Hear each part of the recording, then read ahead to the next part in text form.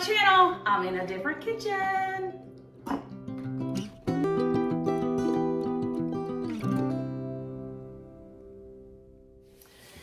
Today we are talking about family and family traditions, and today I'm at my mom's house. We are going to be learning how to make my great-grandmother's apple butter recipe. Now, if you've not ever had apple butter, you need to try it. It is very delicious. And I'm sure if you've ever been to Cracker Barrel, you've definitely tried some apple butter. We're going to be canning some apple butter today with some apples that we have that we need to use up. This is a great way to use up any kind of fruit that you have left over. Make some jams and jellies. We're doing apple butter. And so apple season's coming in soon, and you can get some good deals on apples. So today I'm going to be wearing this apron that my daughter got me. She said that she thought it would be great for my channel. So we're going to be putting our aprons on, and let's get to cooking Grandma's apple butter. Okay, so of course we're going to need some pint jars. You could use whatever size jars you have, but we've got 7 pulled out here, 7 pint jars with the rims and the lids. We have a bag here of Fuji apples that we got from a produce stand that we need to use. Those look really good. They're pretty good size too. We've got sugar. We've got sugar gel. And we've got cinnamon. So this is my mom, and she has been making this apple butter for as long as I can remember. But where did this recipe really come from? Okay, well, my grandmother, if she was alive today, she'd be 119 years old. So I'm sure this recipe has been around for more than 100 years, because my guess is she probably got it from her mother. And we have my great-grandmother's recipe. Here's a picture of her.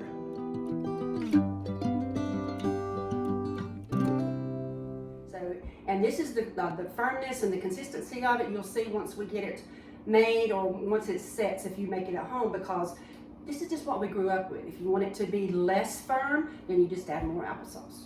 And stay tuned, because we're going to show you what this looks like on a biscuit. So you've got to stay till the end to see what this is going to look like, and then you're going to want to make our apples in the sink. We're going to get those washed, then we're going to get those sliced. Are we peeling them? No, we leave the peeling on because it gives it some color. Okay, so we're going to get our apples started. Once we get them all cut, we'll show you what it looks like. So let's get to washing.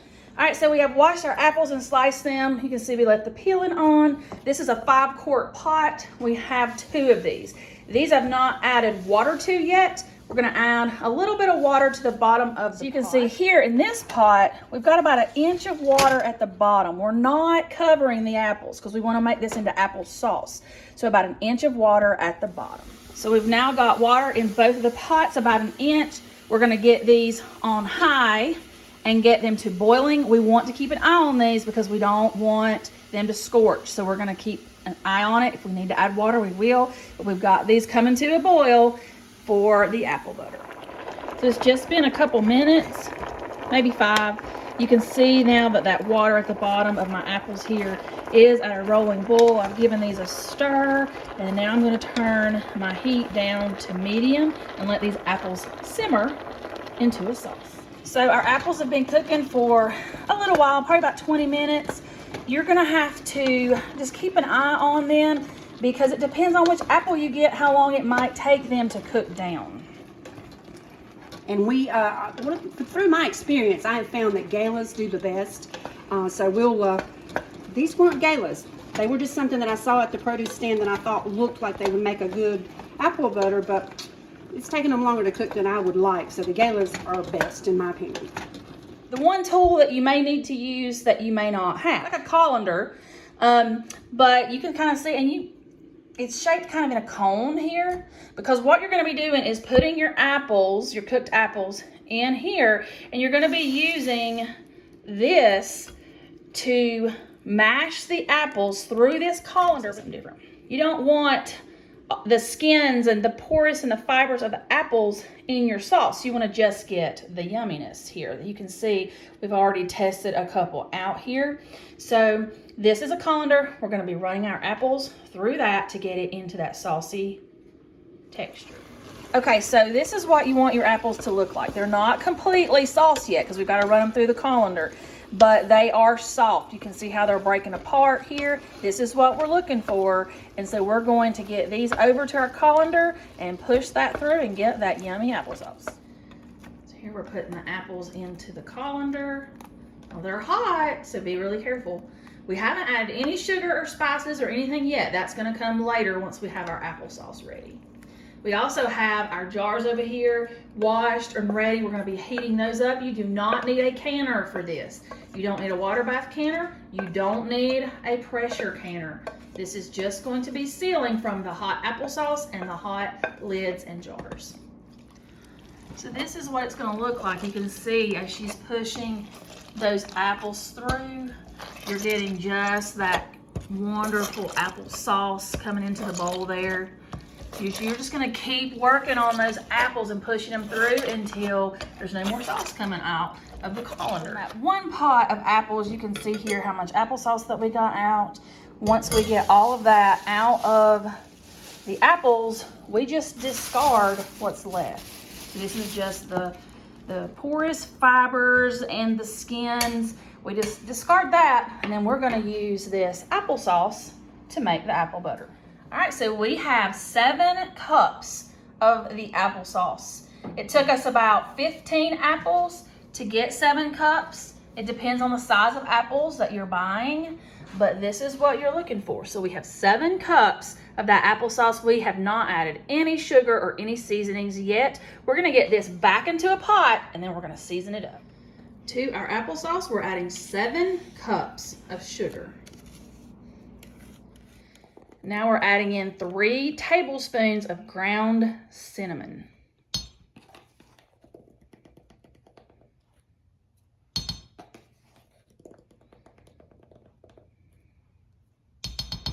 And you can always cut back on the cinnamon if you don't like it that spicy. Yeah. And then we're gonna give this a stir and get it back on the stove and come to a boil. We also need to add in some Sure Gel before we get it on the stove. I forgot to mention that. Sure Gel is what's gonna give it that thick gelatinous texture, just like you would have with a jelly or a jam.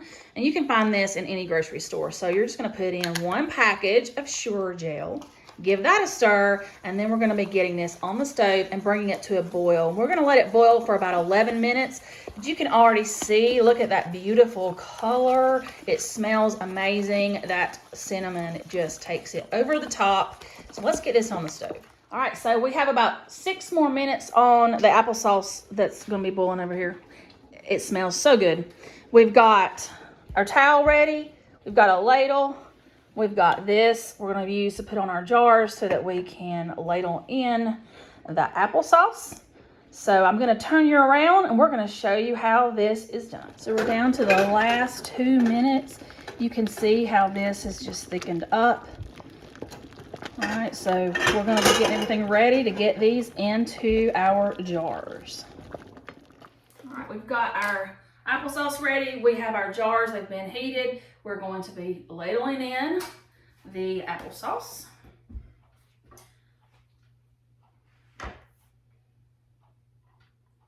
And do we want to fill our jars all the way to the top?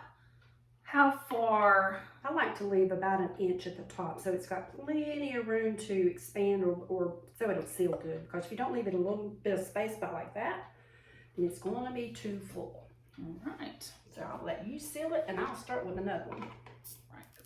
Be careful because your jars are hot. The lids are hot too. The lids are hot. I've got a rim here. A lid with a seal. I'm going to put that on top. We're going to do this fingertip tight, right, Brooke? If you've not watched Southern Frugal Mama, you need to check her out. She shares lots of good canning content. And where do you want me to sit this now? Just leave it right there if you want to. Okay. One of the things that I failed to say, but we want to make sure that the top of your jar is clear because that can stop it from sealing. I was pretty careful with that one, so I know that one was clean, but this one I wanted to make sure that I didn't get any at the top. So okay. We'll finish filling these jars and we'll show you the finished product. All right, so we have all of these in our jars, we have the apple butter here in our jars. We made 6 pints. You can see them here. We're just letting them hang out. You're going to be wanting to listen for these jars to seal. You'll hear a pop, and when it pops, it will be sealed. And then you can remove your rims if you want. Right now, it's not sealed. If you can push down on the center of that lid and it pops, it's not sealed. When it's sealed, when you push down, nothing's gonna happen, it stays. Here's another little hint too, because if you were to happen to have one that did not seal, it's okay. Just put it in the refrigerator and start eating on it. It'll be fine. But just listen. I usually try to listen for the pops. When I hear 6 pops, I know we're in good shape. And how long will this last? Oh gosh, I would say this will last on the shelf a year or maybe more. It don't last at my house. Right, it's so good, we It does eat not it. last. We eat it. But if you have some apples that you need to use up, this is a great way to preserve that food. Get that in your pantry. We've all been talking about food shortages and things like that. And if I was hungry, I would be very happy to have some of this on my shelf. And Mandy, one more point that I would like to make is if you want to, you could actually use deer apples. I have done that before, and they're super cheap, especially when deer season opens up. Deer apples are so cheap. So I've actually done it, and it works great. Oh, that's a good idea. Here are the jars that we made. We've got them sitting here waiting for them to seal. But let's get a jar that we already have open in the fridge and show you what this looks like on a plate. So here are biscuits with that apple butter. You can see how thick that is. We've got it with some homemade biscuits. This was my great grandmother who's in that picture with her recipe. This was her plate from the Blue Ridge Mountains. This is a delicious old-timey country breakfast. I'm hoping that maybe this can be the beginning of a new series that I might do throughout the year. What about My Mama Teaches Me? Oh, you want to go back to school? Yeah, I need to go back to school. So if you think that's something that you might like to see more content of, leave a comment down in the description box or the comment area below. And let's see, what more can my mama teach me? Yeah, I've enjoyed it. Thanks for watching. Thanks for watching. Until the next one, bye.